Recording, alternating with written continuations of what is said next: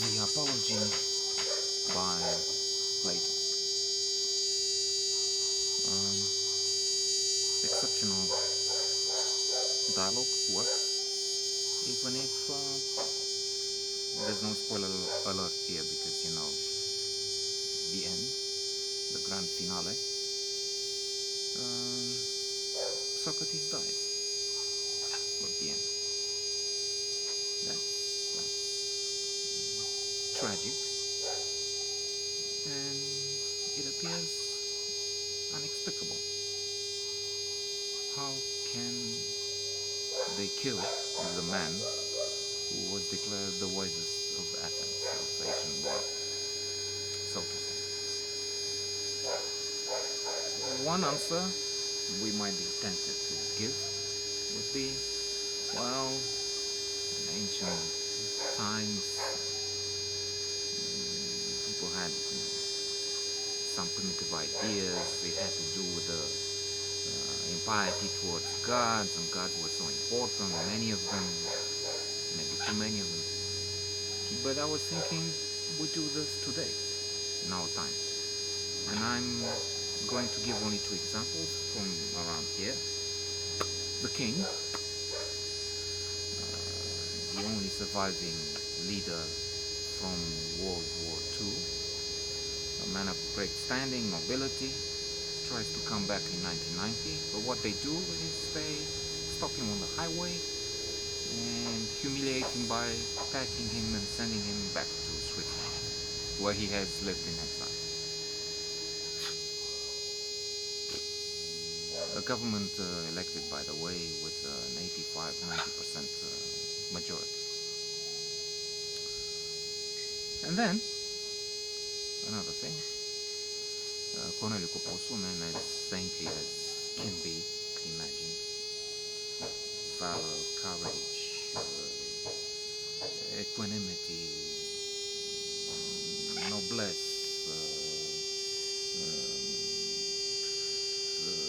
constancy. He spent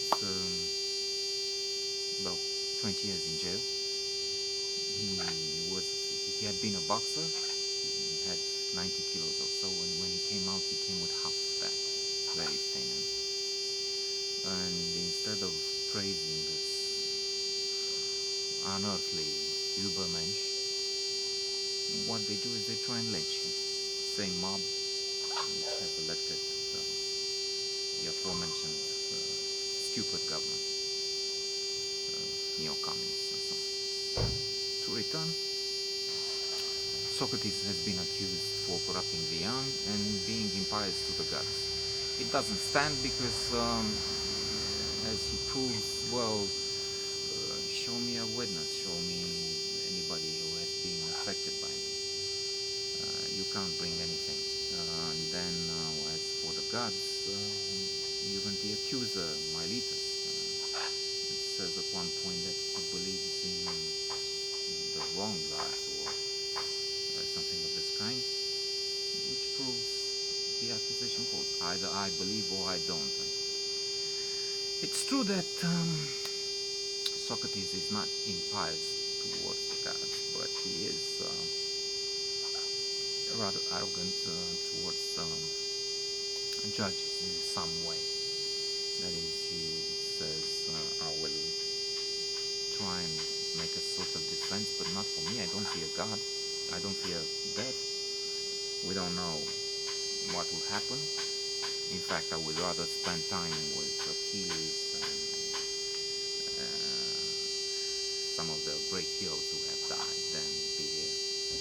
But I want to make a defense because you would be, if we sentence me to death and I die, you make a greater harm to yourselves, which is a good part for it.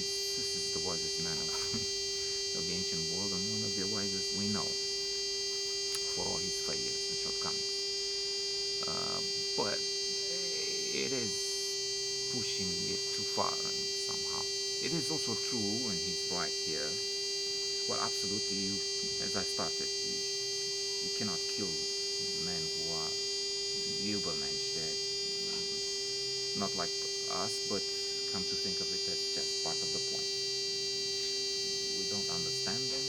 They're just unbelievably superior, and then most of the mob, most of us, feel a need to bring them down and put them under, if possible, as in the case of Socrates. So he keeps saying about how poor he is, and he is. He never received money to prove that we have his poverty. And here again he says, I will give you 1 mina. That's like with the 4. Then my friends played on the rest. They said maybe 30 because they were vouched for me. That might have annoyed the judges. But then we're dealing with inferior, I would say uneducated people who do not think. And then we have this star of philosophy who mentions in this apology why he has been